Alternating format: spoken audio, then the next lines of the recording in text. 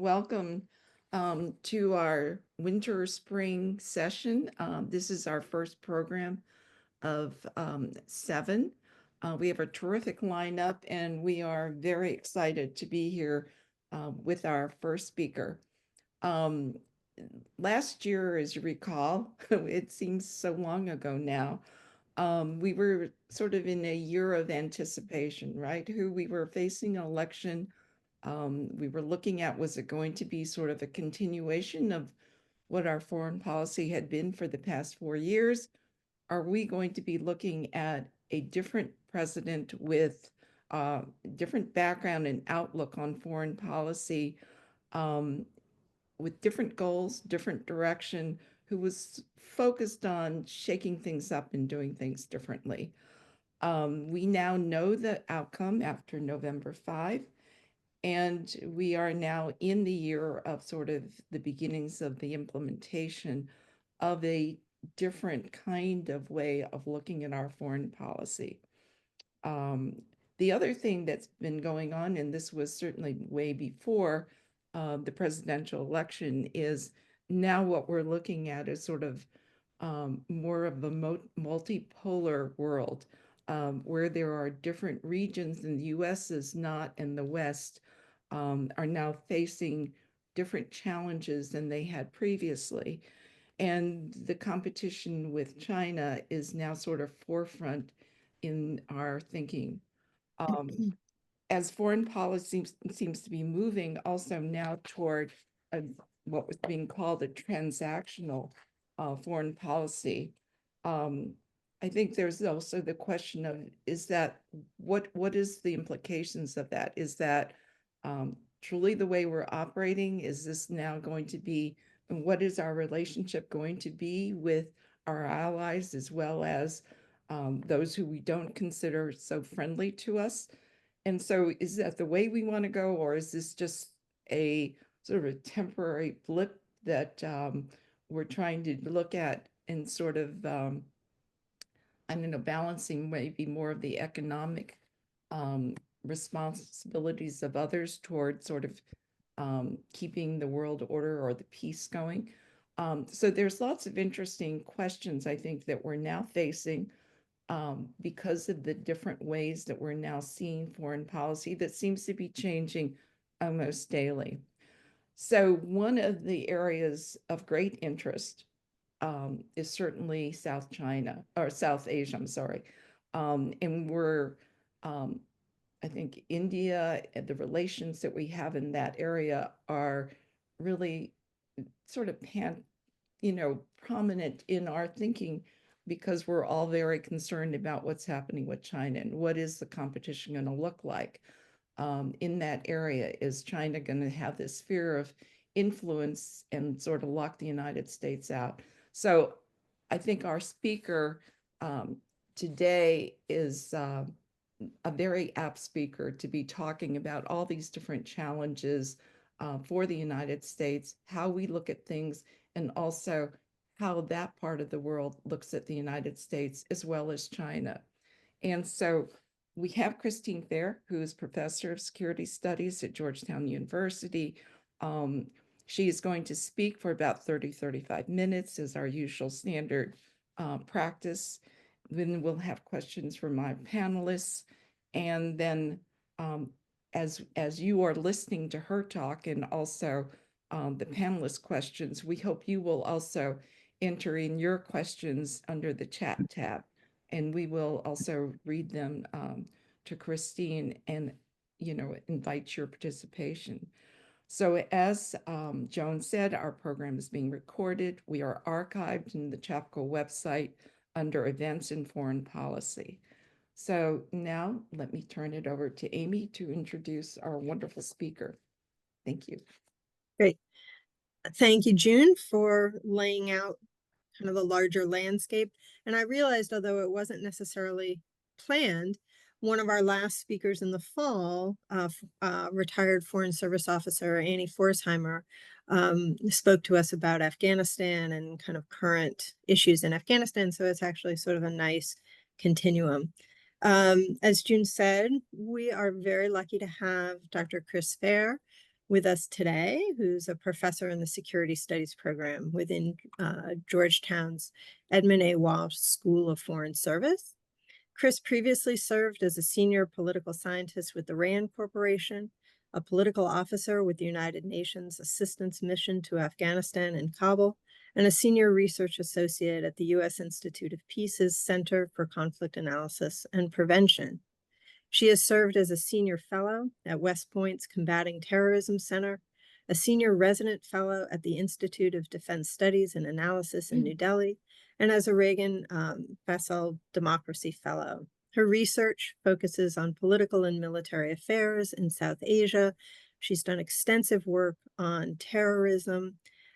She is widely published, and I will not delay her speaking to us by reading a list of her publications, but you can find her as a frequent commentator in print in more popular presses like the New York Times, Foreign Affairs, Foreign Policy, and the National Review, among others.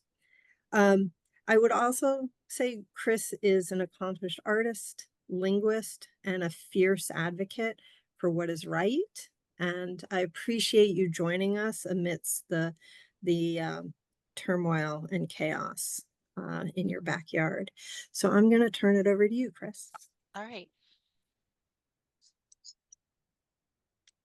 So I was a little bit overwhelmed by the mission. So I didn't know that you already had someone speak on Afghanistan. So I'd actually prepared a discussion of the tragedy of Afghanistan, but in the Q&A, I'm happy to talk about other issues in South Asia. The countries that I feel competent to speak to are Pakistan, India, and Bangladesh. Not so much the other countries of Sri Lanka, like Sri Lanka, Nepal, Maldives. So I mostly focus on Afghanistan, Pakistan, India, and Bangladesh. There's a lot going on in the region. So I'm like I said, I'm going to talk about the tragedy of Afghanistan largely because of the time constraint. Presenting an overview of everything in South Asia was a little bit daunting, but I'm certainly happy to speak to other issues in the Q&A beyond this.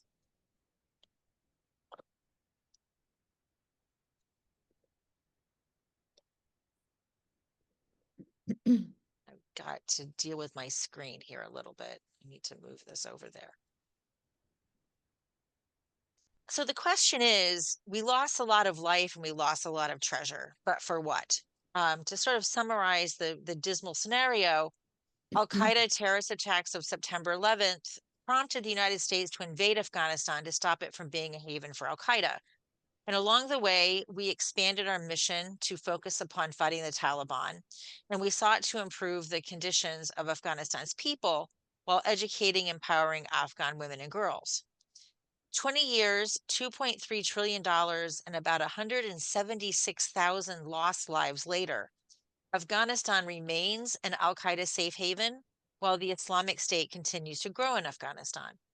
The Taliban rule, most Afghans are destitute to the point of starvation, and the nation's women are more oppressed than ever. What went wrong and what comes next?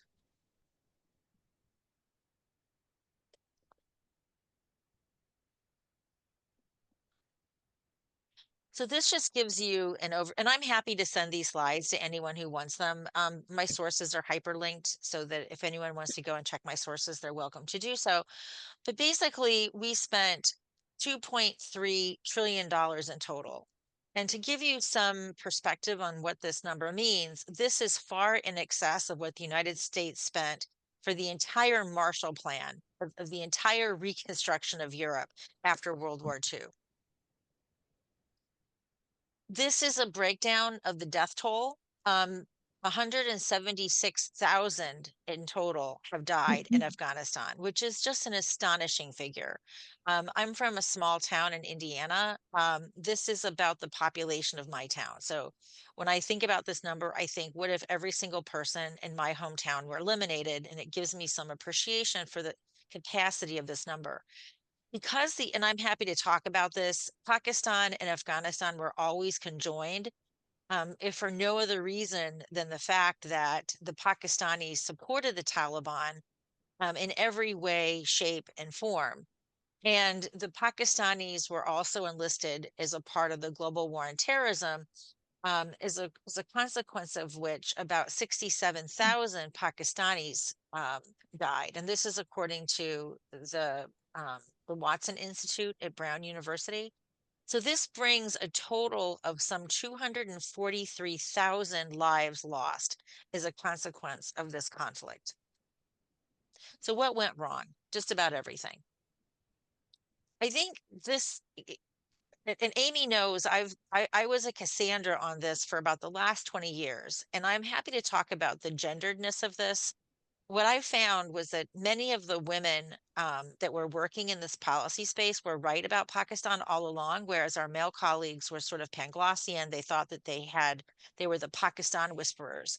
And I sometimes wonder if we were less of a misogynist space, if the female analysts' opinions would have been taken more seriously, because you can definitely do an after action report, and you can see that the women analysts in the Afghan space, not only just myself, but also Lisa Curtis, we were constantly howling about Pakistan. And we were just told to sit down and shut up, let the men have their way at it. So I have a lot of personal feelings about the gendered nature of policy making and about which expertise is taken seriously. Men without an advanced degree, with no language skills and no significant field work, were constantly taken as having more gravitas than women who actually had all of those attributes. So for those who know my work, I have been talking about this for the last 20 years, and I have argued that this war was lost when this war was begun. Put yourself on. What? You, yes. Oh, sorry. Sorry, Chris, go So- ahead. Let me see if we yeah. can, I can mute people. So one of the earliest problematic decisions was that President Bush committed early to an American imposed military solution despite other options. And those options included more time for negotiation with the Taliban, a law and order approach, a large scale gradual military response on a US timeline rather than the vicissitudes of public outrage, and a CIA-led invasion working with the Northern Alliance. And ultimately, we opted for this. The Northern Alliance, they were the only small stronghold that had resisted the Taliban rule. One of the things that Al-Qaeda did before the 9/11 attacks on September 10th, they assassinated Ahmed Shah Massoud, who was the leader of the Northern Alliance in Afghanistan's first suicide attacks.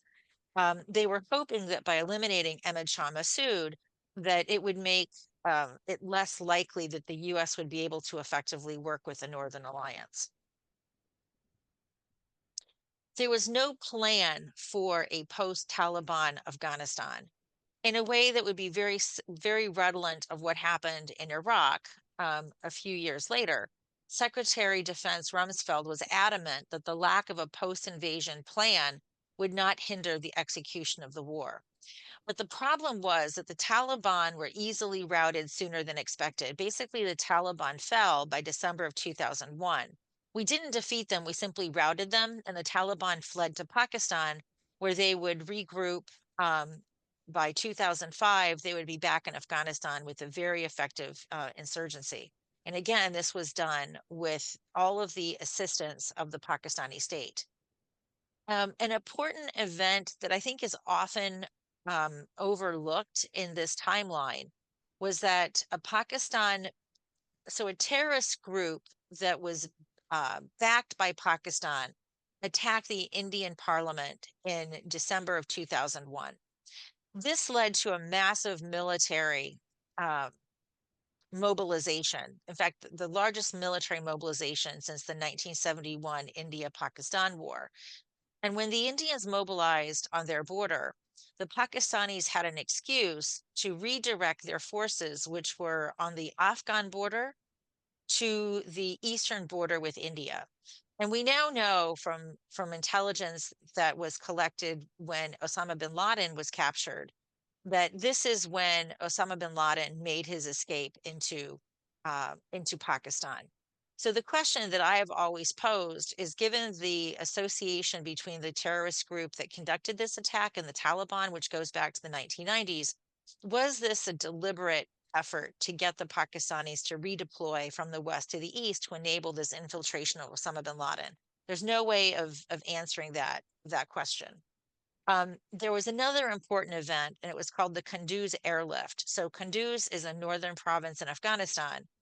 Pakistanis had requested that the United States allow Pakistan to remove its intelligence personnel from Kunduz. Like, there were ISI training the Taliban in Kunduz. And so when the invasion took place, the Pakistanis requested that, and this was covered by Seymour Hersh. He had a really clever name for it, the death airlift or something like this.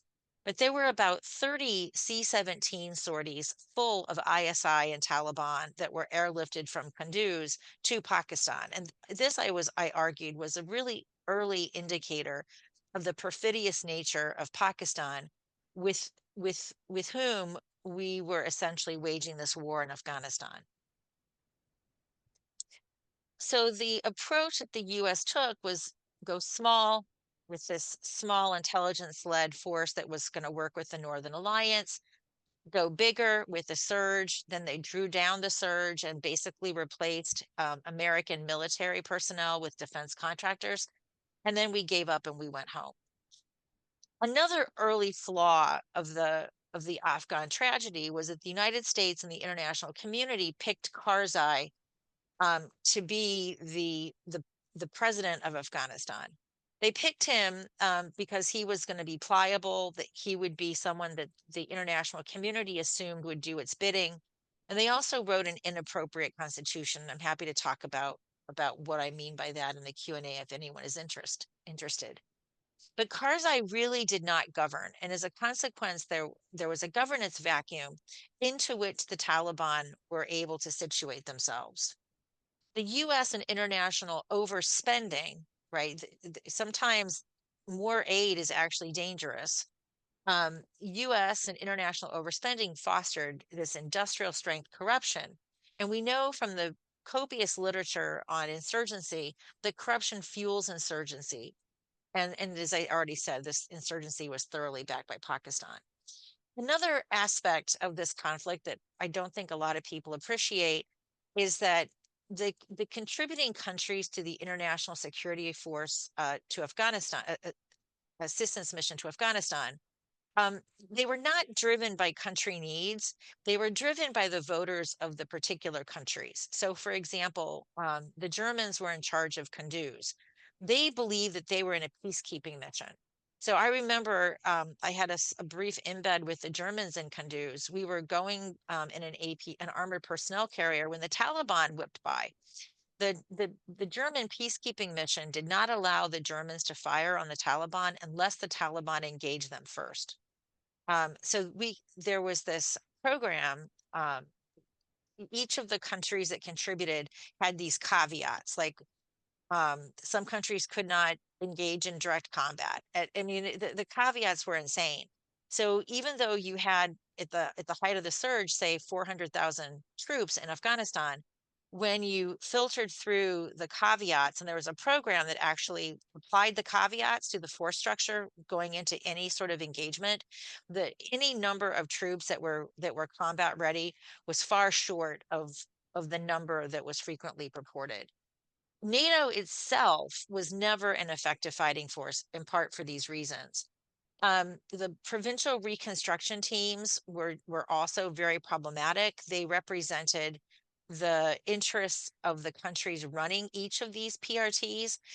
And I think one of my favorite PRTs was the Italian PRT in Herat. At the Italian PRT in Herat, you could get a stone-fired pizza because they actually brought with them a wood-burning pizza oven. And you could also get Prosecco in copious quantities and also very good coffee.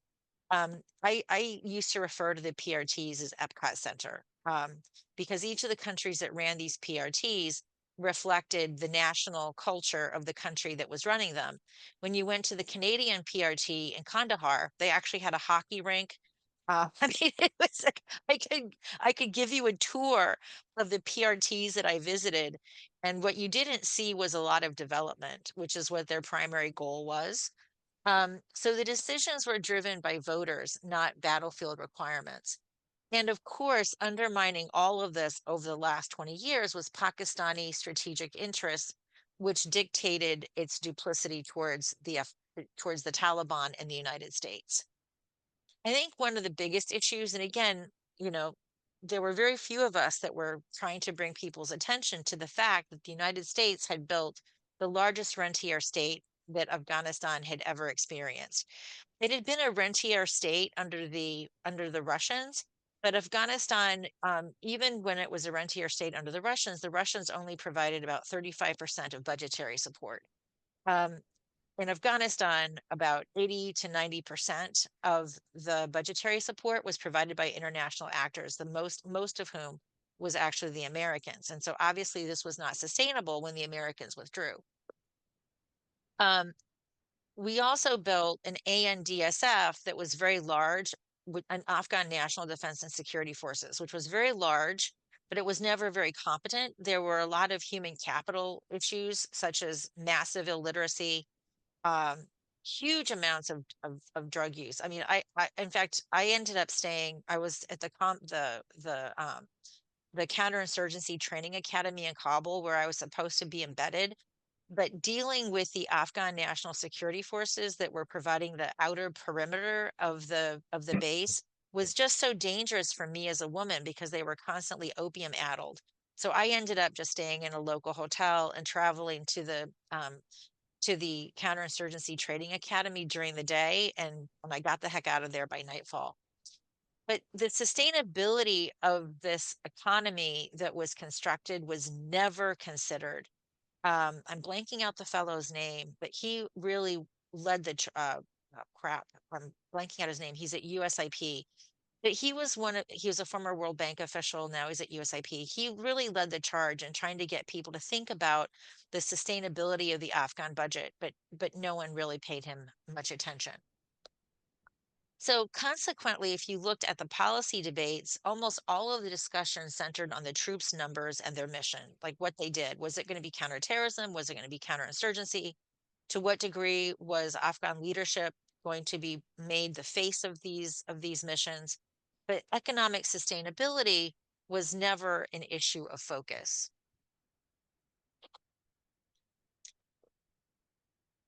Once the US engaged, as I've sort of already indicated, it misunderstood the fundamental realities of the region. And again, this largely pertains to what Pakistan's strategic interests were. And I'm happy to talk about that. For example, Pakistan was very discomfited by the fact that under the US security umbrella, India was able to reestablish its consulates and its embassy. Pakistan was very concerned about Indian activities in Afghanistan, and this stems from the Indo-Pakistan security competition, which is sort of like the mainstay of South Asian security. There was mission creep and there was a fixation upon sunk costs.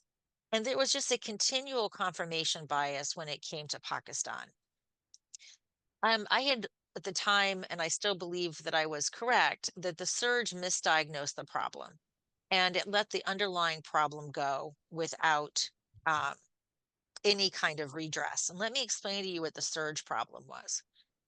So these are called ground lines of communication. And when they go through sea, they're called sea lines of communication. So these are different supply routes that you could get war material into Afghanistan. And you can see they're all pretty implausible.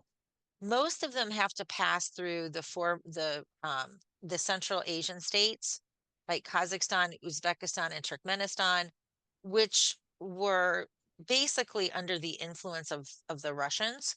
And the Russians were very clear that any of these ground lines of communications, they could only be used for non-lethal goods. And that's not terribly effective if you're going to fight a war. So what ended up happening is that all of the war material was passing through Afghanistan, or sorry, was passing through Pakistan on way to Afghanistan. So how can you put pressure on Pakistan when it is your primary supply route into Afghanistan? And yet Pakistan was dedicated to our defeat all along. So this was the conundrum. So, this is why I argued that this war was never winnable, because the only country through which we could resupply our war effort was the very country that was undermining us. So when Obama implemented the surge, which I vociferously argued against, I will say this much, messing up Afghanistan was a bipartisan affair. I argued that this was going to be problematic because it actually made Pakistan more valuable, right? Because even more throughput had to go through Pakistan, and it made it less possible for us to put pressure on Pakistan. So I argued rather than the surge, what we needed was a Pakistan strategy to compel and to punish Pakistan for supporting the Taliban. But as I said, there were a handful of women that were making this argument, but we were largely disregarded. So what was the 2.3 trillion and the 176,000 lives good for? Well, the US built an Afghanistan that couldn't pay for itself. Afghanistan is still a sanctuary for terrorists. It never developed a Pakistan strategy other than what I called it the broken parking meter. For people who remember parking meters, you put a quarter in and you're expecting 15 minutes. Well, with Pakistan, it was a broken parking meter. You put a quarter in and you got 5 minutes. And people were afraid of tweaking policy towards Pakistan for fear that if they tweak their policy, they might get minus 5 minutes. So Pakistan, and this is a larger issue for South Asian security, largely compels the world to put up with its crap because it's a nuclear armed state and it's too dangerous to fail. The US left tens of thousands, probably more than that, Afghan partners at risk in the country. I do a lot of asylum work. We're still dealing with the sequelae of this. Even the Afghans, most recently, the Afghan family members of service members were denied entry to the United States. There was a plane coming here, and the current administration denied that plane the right to come here. These are Afghan family members of US service members. And this is in addition to all of the people who put their lives at risk working for us who are now active targets under the Taliban. And I think the biggest tragedy is that we gave women and girls in Afghanistan hope. We educated them, we gave them, we created opportunities for them to have jobs in the government, in the private sector, in the US, in the aid sector, in the international sector like the United Nations, as well as international NGOs. And the Taliban, after making various promises, have reneged on all of them. And the life for women and girls under Taliban 2.0 is far worse than it ever was under Taliban 1.0, which is pretty hard to imagine. So after the fall of Kabul, Afghanistan remains, yep, yep. So after the fall of Kabul, Afghanistan remains a rentier state without any source of rents. About 24.4 million Afghans are in desperate need of humanitarian assistance. About 19 million are experiencing acute food shortage. There's nearly 6 million IDPs. There's an ongoing liquidity crisis. So those Afghans lucky enough to have jobs are not getting paid, and the banks are starved of cash. Despite the various factions within the Taliban, the hardliners hold sway with respect to women, girls, as well as the ethnic and religious minorities. Currently, the Hazaras are probably the most precarious group. Hazaras are facially distinct because they're they're descended from the Mongols, and they tend to be Shia. So they're particularly at risk from the Taliban as well as the Islamic State Khorasan province. The Taliban, despite its promises to the contrary, it still has ties to Al Qaeda. The country is not safer for Afghans since the withdrawal, but the Taliban have engaged in a campaign of deadly reprisals despite promises not to. The Taliban, and we can talk about this, the Taliban have pinned their hopes on China. This has not exactly worked out as the Taliban had hoped it would. So can we aid the Afghans without abetting the Taliban? It's tough. The Taliban are barred from accessing some 10 billion Afghan assets, which are mostly frozen in US federal reserves. Releasing these funds could help the liquidity crisis, but would the Taliban spend these funds to actually help the Afghans? That's actually pretty doubtful. And given the brutality of the Taliban and obvious ties to Al Qaeda, how can the US government punish the Taliban without punishing all Afghans who are mired in poverty, food insecurity, and inadequate housing? China has given large sums of humanitarian assistance, but it hasn't recognized the Taliban or made good on any of the large investments that it promised. And that's it. Questions. And like I said, I'll take questions beyond this particular issue. Great. Chris, this was phenomenal. Your knowledge of the region is really, really outstanding. And I have to say it does make me sort of understand calls for US isolationism, right? It presents, I think, a really gloomy, negative portrayal of US decision making and intervention. My question actually does want to pick up on what you're talking about vis-a-vis Pakistan and maybe kind of bring it up to today. And so given the Taliban's return to power in Afghanistan, can you update us a little bit on how the dynamics between Pakistan and the Taliban and India are playing out? And it seems to me, if this is perhaps part of your answer, you raised the point about Pakistan's strategic interests, and it seems to me Pakistan's strategic interests are, right, the conflict with India and internal Pakistani, right, kind of lack of political legitimacy and the balancing within Pakistan of the military and Islamist forces. So I'm wondering if you could kind of just give us a update on how you see those dynamics playing out. I know that's a large question. No, so I think, but in some ways, it's a simple answer. So the Pakistanis are like a boa constrictor that swallowed a pig, and they're having difficulty digesting it. So they got their victory in Afghanistan, but it's had enormous consequences for them. And the reason for that is that there's an allied organization called the Pakistani Taliban. The Pakistani Taliban had largely been vanquished as a joint result of Pakistani military operations, but I would argue even more so US drone strikes in Pakistan, which really eviscerated the Pakistani Taliban leadership. So the Pakistani Taliban and the Afghan Taliban are allies. So with the return to power of the Afghan Taliban, the Pakistani Taliban have been revivified, and they have begun undertaking very sanguinary attacks on Pakistani military, particularly Pakistani military and intelligence targets. So Pakistan got what it wanted, but now it has to deal with the consequences, which is blowback. And the reason, so Pakistan has a larger dilemma. I'm trying, let me figure out how I can describe this. So in Pakistan, there are 5 religious interpretive and traditions of Islam. So 4 are Sunni and 1 is Shia, and within Shia, there are several sub factors. Most of the militant groups that are targeting Pakistani are Deobandi. The Afghan Taliban are Deobandi, the Pakistan Taliban are Deobandi, the anti-Shia groups are Deobandi, and Jaish-e-Mohammed, which is a very lethal group that operates in India, is Deobandi. And they all have overlapping membership. They share an architecture of madrasas and mosques that make religious rulings justifying things like suicide bombings, who are targets of suicide bombings, who are legitimate targets and who aren't. So it's difficult for the Pakistanis to crack down on Islamist militants comprehensively when jihad is part of Pakistan's grand strategy. So Hillary Clinton said it famously, you can't grow snakes in your backyard thinking that they'll just attack your neighbor, because that's not how snakes work.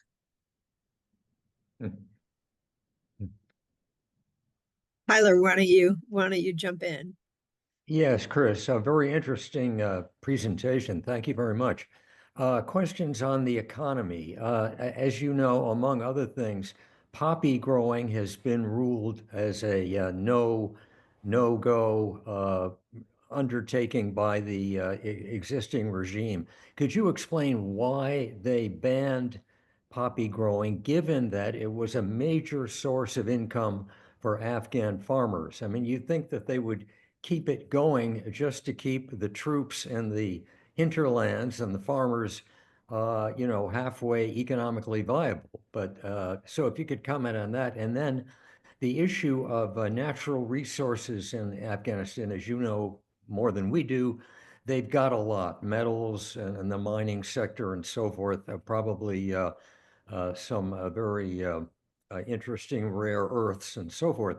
But apparently no one has come in, other than to some extent the Chinese, to develop those assets. And I wonder, is there a sense that they can finally get the Chinese or someone else to come in and produce, get a viable economic source of income, operative and prospering?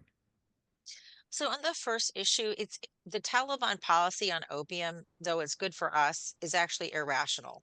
But I'd point out that the Taliban do a lot of things that are irrational. So for example, the Tamil Tigers incorporated women in their suicide bombing, right? They were perfectly happy to use female human capital for the purposes of achieving their goals.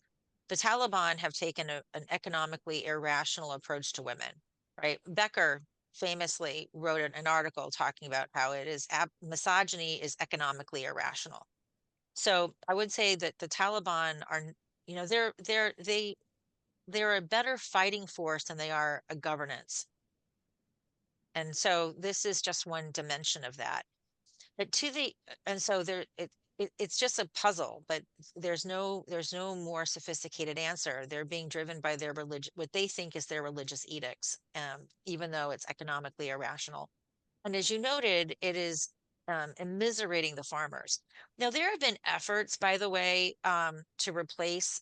I mean, the reason why opium, right, why poppy is so useful is that it's actually pretty labor intensive and it can employ a lot of people. But there are other crops that are equally labor intensive. So one of the industries that Afghanistan's been, for people who want to support Afghanistan without supporting the Taliban, although I'm not sure that's possible, I buy saffron from Afghan. I buy Afghan saffron. Saffron is very labor intensive.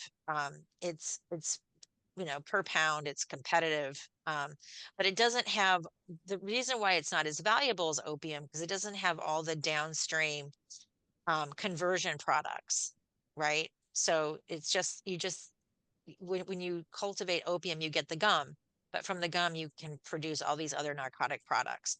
With saffron, you just get the saffron. So if you want to help Afghans, buy Afghan saffron. The other issue about the yeah, we've known this going back to the Soviet occupation of Afghanistan. So some people may not know how long it's been known about these rare earth minerals in Afghanistan. The Soviets knew about it. The Soviets couldn't get it out. One of the reasons, and so this is Afghanistan's one of the biggest issues with Afghanistan. It has no railway. So when the Afghans were under British suzerainty, they opposed all British efforts to build a railway because they understood that when there was a railway, there would be direct occupation. And the Afghans also learned this from the Soviets. Like the Soviets built great roads. I've driven through the Salong Tunnel. It will outlast anything that an American contractor has built. It has outlasted anything that an American contractor has built. But those roads were made for invasion. So the Afghans have, if we can think of strategic culture of the Afghans, they're very wary of extensive ground lines of communication. But if you're going to get those minerals out, you have to get them to a market. And without a railway, and by the way, building a railway is the biggest problem because how do you safely build this railway? Many people were optimistic that the Chinese would be able to do this because they essentially did this in Tibet, which is a terrain that's kind of comparable. You have to understand, Afghanistan is a giant rock. It is just mountains after mountains. Yeah. So that's part of the problem. And then what the Chinese are, the Chinese made a bunch of commitments at the ANAC copper mine. Their workers are not safe. And we can talk about the Afghan antipathy towards the Chinese. Like they have a love-hate relationship with the Chinese. Like the Chinese come in, they eat their pork, they bring their prostitutes in. Some of the biggest riots in Kabul happened over Chinese prostitutes. So the Taliban have offered them protection, but the Taliban can't really enforce that protective order. And particularly since they're not the only wielder of violence, the Islamic State Khorasan province hates the Chinese even more than anyone else. So with you have no logistical infrastructure that will get the stuff get the product out of the ground into the market, and you have a safety and security regime that's inhospitable to getting the stuff out of the ground. What is the regime proposing to develop the economy? I mean, do they have a plan? Do they talk about it? Is there anything that's on Nope. their agenda? Nope, they do not, because they do not govern, and they rule through brutality. So cruelty is the point. Trish, That's sounds the like end in itself, huh? Okay, we have a couple of questions from our audience, so let me read them to you. The first one is, did the 2003 Iraq War divert our resources, troops, and attention from Afghanistan? Was Afghanistan, rather than Iraq, the real unfinished business? So, I mean, I think anyone who's actually factually familiar with the antecedents of the Iraq War, um, it was never really clear why we went into Iraq. It had nothing to do with 9/11. There were no weapons of mass destruction. It's really interesting when you look at survey data, 40% of Americans still believe that Saddam Hussein was involved with 9/11 and that weapons of mass destruction were found in Iraq. These are things that are just patently untrue. There's a great study by a friend of mine named Clay Ramsey and Stephen Cull. They looked at three questions. Did Saddam Hussein have weapons of mass destruction? Did he use weapons of mass destruction on US troops? And was Saddam Hussein involved in 9/11? The people who got all three, and then they looked at it as a function of media consumption. All right, so the people who watch Fox News, more likely than not, got all three of them wrong. And the people who primarily got their news from NPR and print media, more often than not, got all three of them right. All right, so those are the extremes. They kind of comport with what you would think. But what was actually shocking was that CNN, ABC, and CBS, their viewers were more likely than not to get 2 out of 3 wrong. Hmm. So this meant that our media was doing a very poor job of investigative journalism. And there's a reason for that. This is when access journalism was born, because this was at a period when newspapers were cutting their foreign budgets. They weren't sure how to make money.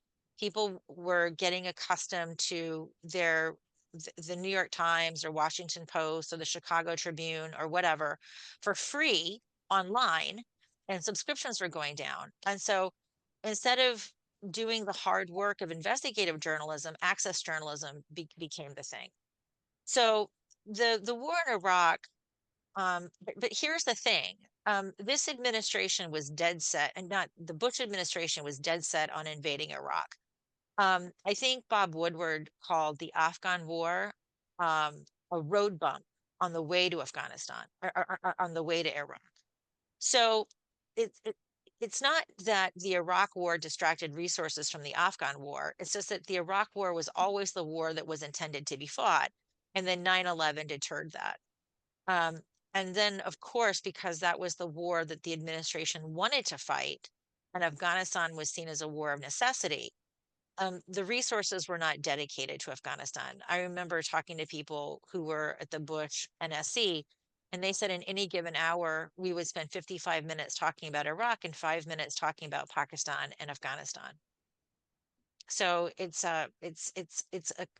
complex. Trish, one, thank you. Two, if you were in charge, what would you do?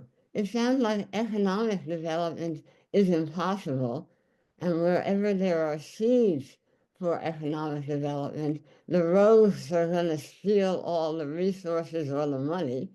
So, how would you handle Afghanistan Yep. if you were in charge? So there's been a lot of back and forth about what would have we done. I don't think that the war was winnable. And I said it at the time, the war wasn't winnable because of Pakistan.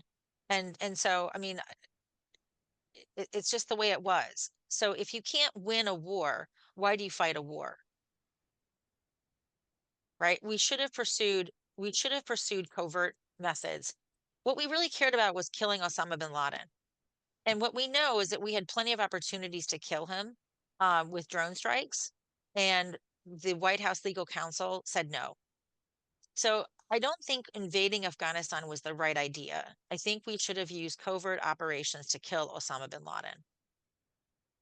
Could we, can just a kind of a two-finger follow-up on that? Given the dynamics in Pakistan and Taliban control in Afghanistan, could the US have engaged in very targeted strikes against Al Qaeda? And you think we could have done enough damage with or without getting bin Laden, but really kind of crippled Al Yep, Qaeda? Yeah. I think we could have, because by the time, so I remember having a conversation with he calls himself the father of the drone program. And this was early in the 2000s. We had the Reaper, and he said, why don't we just stick a missile to it? And the Air Force was like, no, no, no, we can't do that. And he's like, why not? If the thing blows up, we all go home and have lunch. So we had the ability for armed drone strikes much earlier than when we actually began using them. So I think a covert operation targeting Al Qaeda infrastructure in Afghanistan using, now we still, so look, we still would have to find a place from which to fly the drones, right? So Russia didn't have any love loss for Al Qaeda. So I don't know why we could not have had a drone base in Tajikistan solely targeting Al Qaeda. And that would have also taken us away from our dependency on Pakistan. Right. So that I remain committed to we should have done a covert operation targeting Al Qaeda and Osama bin Laden.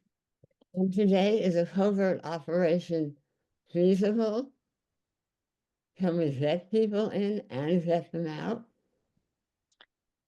So right now, people have to remember that in the early years of the GWAT, Russia and the United States were actually closely allied. We supported Russia. It's really only later that this strategic competition entered into the picture. So right now, we probably could not have a drone base in Tajikistan targeting Al Qaeda. Okay. But I'll say that, I mean, I also just want to be very blunt here. With respect to US interests, the biggest threat is not foreign Islamist terrorists anymore. It's actually domestic right-wing terrorists. And this is not my opinion. You can go to the Global Terrorism Database at the University of Maryland and you can look at their data. So I also am not of the belief that we should estimate the threat to us abroad when we have a very significant threat posed to us at home. June, do you want me to take the question in the chat? Sure, go ahead. Okay. So Chris, the question in the chat is about internal Pakistani dynamics. And the question says, the Pakistani government versus the Khan party, the previous prime minister, related to world and US influence and benefits Afghans and long-term peace or goals. Thoughts about that?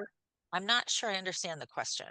So basically, yeah, I'm not sure I'm going to be any better at interpreting. Sorry. yeah. So, I mean, basically the situation in Pakistan is the following. Imran Khan became the prime minister of Pakistan largely because of the Pakistan army and the intelligence services. And he came to believe that he was bigger than his britches and that he could rebuff the influence of the Pakistan army and the ISI, and he turned against them. Well, the ISI and the Pakistan army weren't having any of that.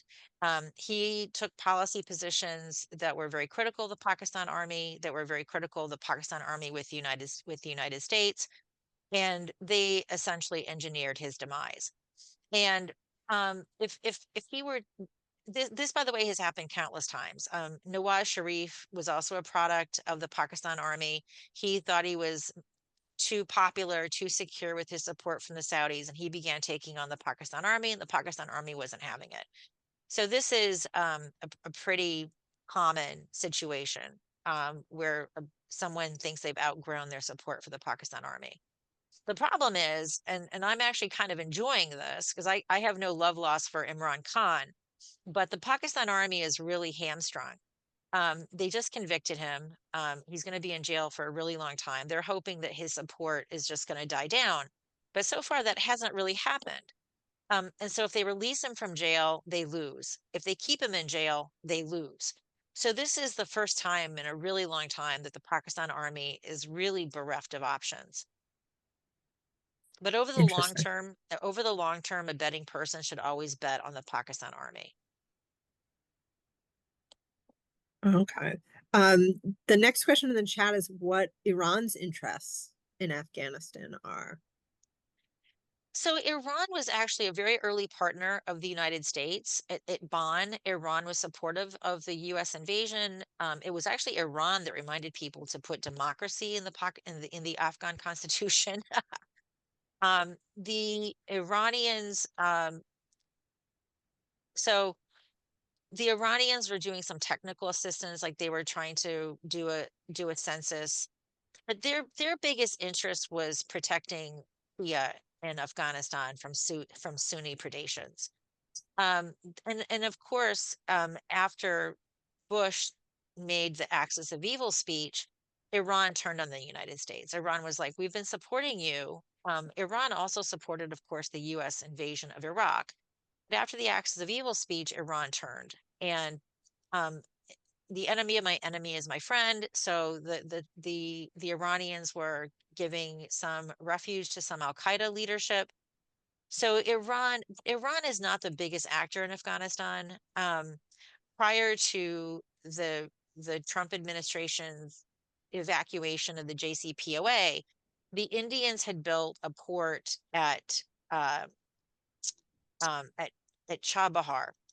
And this port would have provided an alternative port to get goods into and out of Afghanistan that sort of made Afghanistan less dependent upon the Pakistanis. This would have been great for the Afghans. Unfortunately, with the JCPOA being evacuated, international investors became really chary of putting their money in Chabahar. And so there's this great deep sea port, but there's been inadequate development of it. So again, policy has negative externalities beyond the policy itself.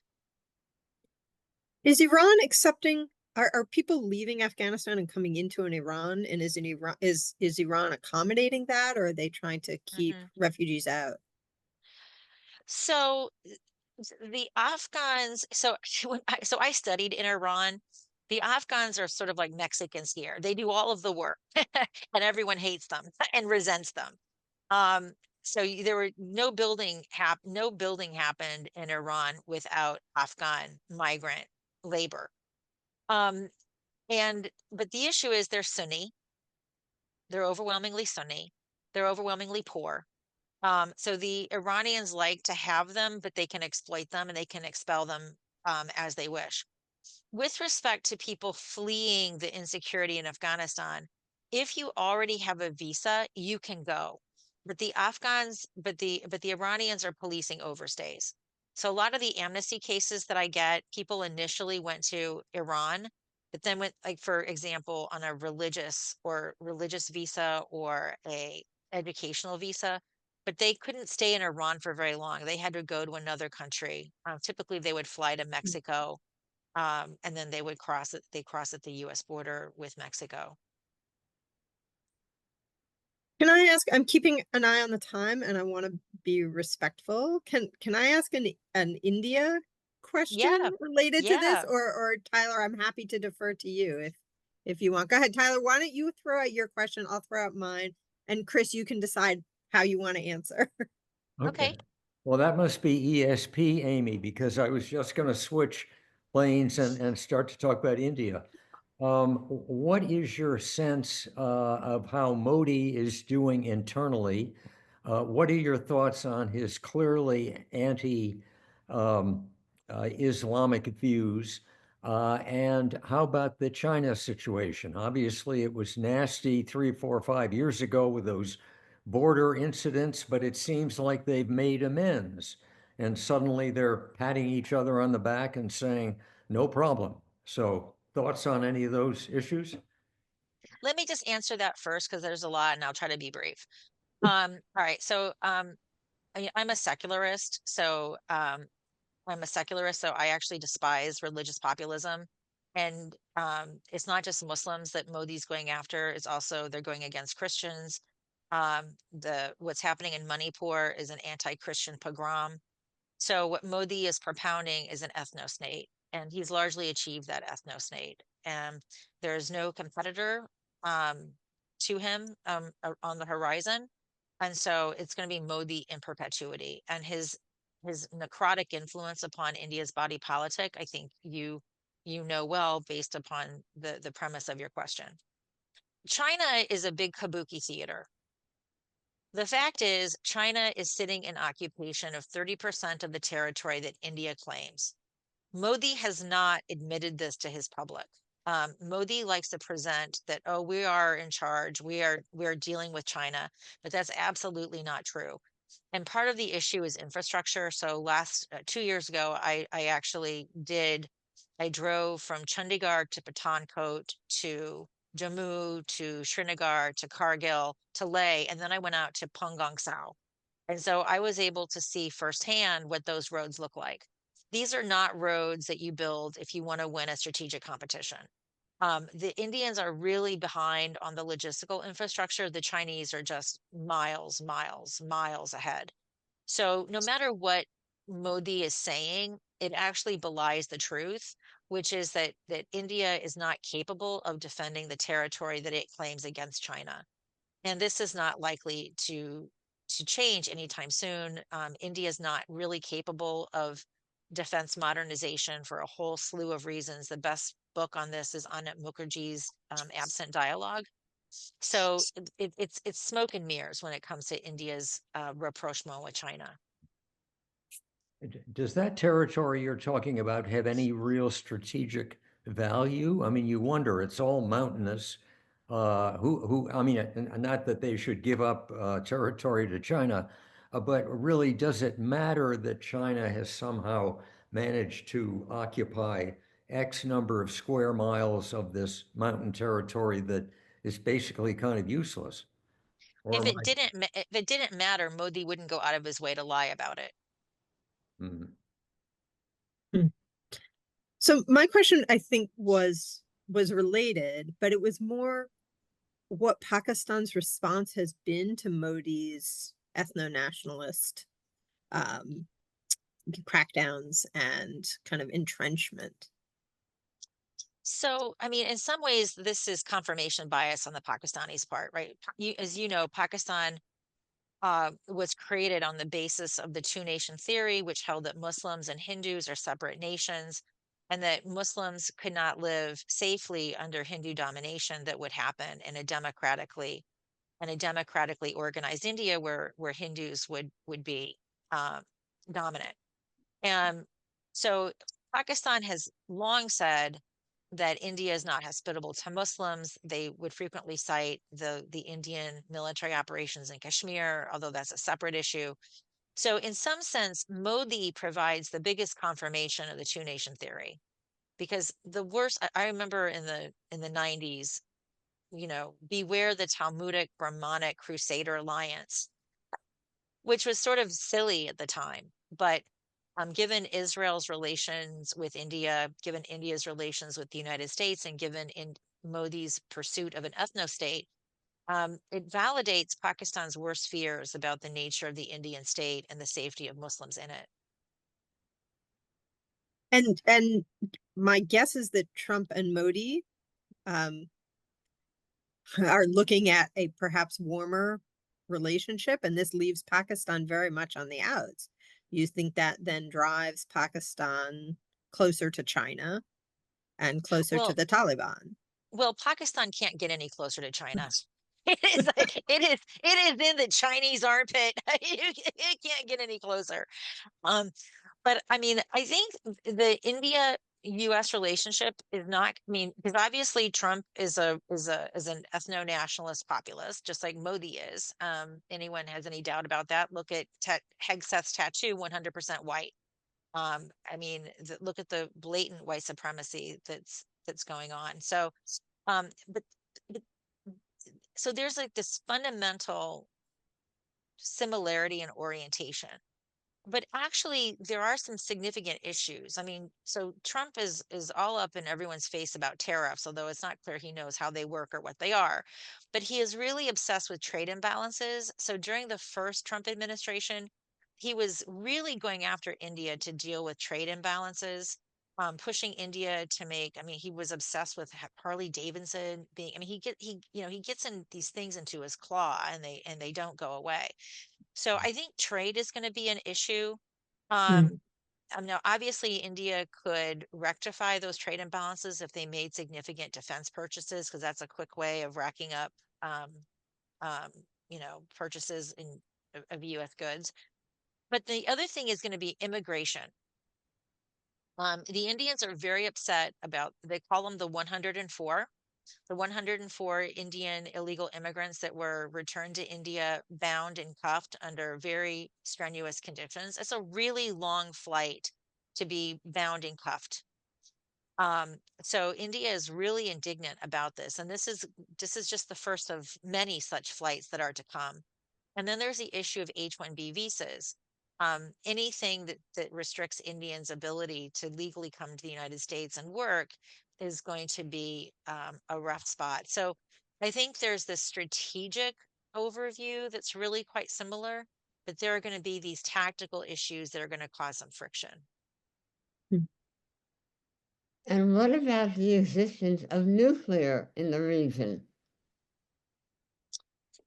So do you have a specific question? Because that's a big issue. Well, Pakistan and their Yeah. army control. So actually, I'm of the view that the Pakistan army has the biggest incentives to keep its nuclear program safe. It is with its nuclear program that's able to coerce the international community into continuing to get IMF support. It's what keeps the Indians from invading them when they launch terrorist attacks by their Pakistan-backed proxies. Now, having said that, I mean, back in 2007, the U.S. Air Force lost several nuclear weapons from Barksfield Air Force Base, right? And we've been doing this for a really long time. So when a country such as the U.S. loses nuclear weapons for about, I think it was about a day that these nuclear weapons were flying over U.S. airspace and unaccounted for. If these mistakes can happen in the United States, obviously they can happen in Pakistan, where command and control is far less practiced. But I actually feel safer knowing that the Pakistan army is thoroughly in charge of that nuclear weapons program. Without those nuclear weapons being safe and Pakistan's military being able to demonstrate that they're safe, Pakistan's ability to coerce the international community becomes less persuasive. And do you think that the nuclear weapons have kept somewhat of a lid on the India, Pakistan, the Definitely. contestation over Kashmir? Yeah. Definitely. And so the newest innovation in the Pakistani arsenal is tactical nuclear weapons. So these are all risk generation tools to make India think really long and hard about what kind of retaliation it will take, if any, against Pakistani-based backed terrorist attacks in India. Tyler, I'm going to let you have the last question, and then I want to make sure Chris can prepare for the rest of her busy day. Okay, well, I actually had two. We'll make them quick. One, Chris, is there any good news that you can conjure up about Afghanistan? I mean, will other states come in and maybe recognize the Taliban if they do some good things or open up their treatment of women, et cetera, et cetera? Or are you so pessimistic that you don't even want to talk about it? There's just nothing good that can be said of Afghanistan because the Taliban are not interested in governing. They're interested in ruling, and they're not good at governing. So I don't, there's no tea leaves here that end up in a potentially positive story. Well, that's what I suspected your answer might be, what I wanted to make sure. The last question, and this is off the subject to some extent, you mentioned that you have a lot of USAID friends. What are your thoughts about the allegations by you know who that a lot of money was spent by AID that was inappropriate, that supported Hamas, et cetera, et cetera? That stuff is all coming out in the press. Do you have any thoughts about that? Yeah, I think it's garbage. I mean, the USAID budget was approved by Congress every single year, and they have to provide very detailed budgetary justifications. So it's just complete garbage. Look, I'm going to be really straightforward with you. I was a critic of USAID. People don't understand the financial repercussions of what has happened. For every dollar that was allocated to a country, like in Afghanistan in particular, 90 cents came back to the US economy. So I mean, for example, it's US farmers whose wheat we're sending to these countries, right? So Yeah. those farmers are going to lose that business. Um, Defense contractors that were working in Afghanistan, that money came right back to the United States. Now, the other thing I had an issue with USAID, people don't understand USAID is not a humanitarian assistance program. It is an arm of the federal government to exercise American strategic interests. Mhm. So USAID would often do things that were in US interest, not in the country's interest. So as far as I'm concerned, USAID was or is, depending upon its legal status, an arm of US national security. And so I find the mischaracterization of USAID to be really frustrating. Both the liberal defenders who see it as like, people who are out there at the vanguard of doing good, and then these weirdo Elon Musk Doge people who are just conjuring up fantastical absurdities. I mean, I was a big fan of USAID reform because what would happen is USAID would have, even though it's like 1% of the overall budget, for a small USAID is actually a small organization. The USAID workers themselves are small. It relies upon this cascade of contractors that execute on behalf of USAID. So by the time a project would be executed in Afghanistan, there might be 4 or 5 layers of subcontractors. And this Mm. was resulting in shoddy work. Um, there was no accountability, and USAID couldn't send people to the ground to look at the work that was being done. So I'm not saying USA didn't have problems, but this idea that they're out there giving condoms to Hamas, I mean, this is just ridiculous.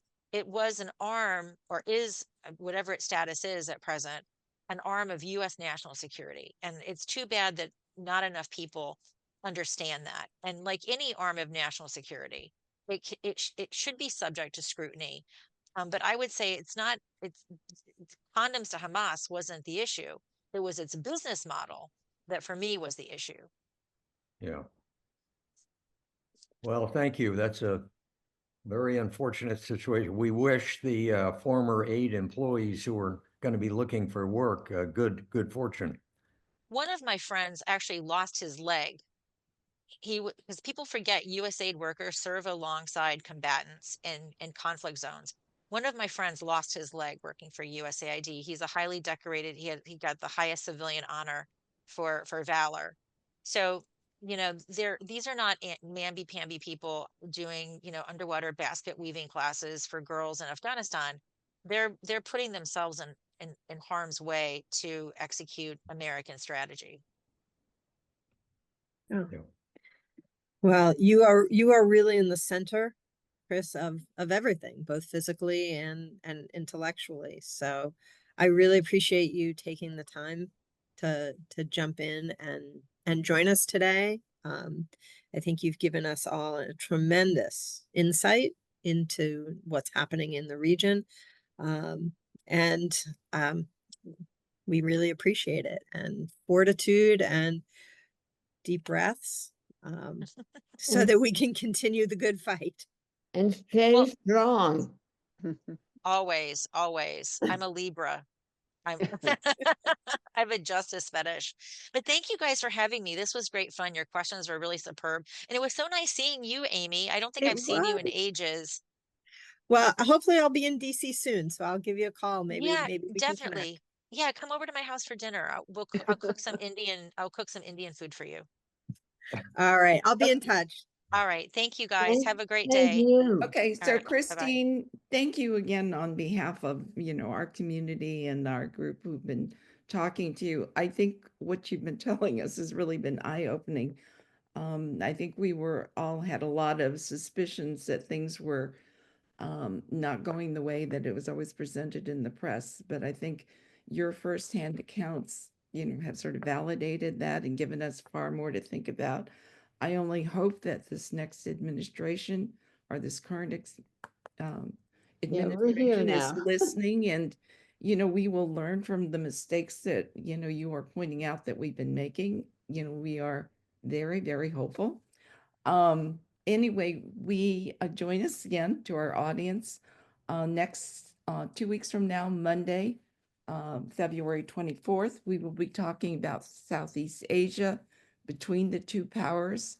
Our speaker will be Joseph Chin Young Liao, who's professor and dean of the College of Humanities, of Arts and Social Sciences at Nanyang Technological University in Singapore.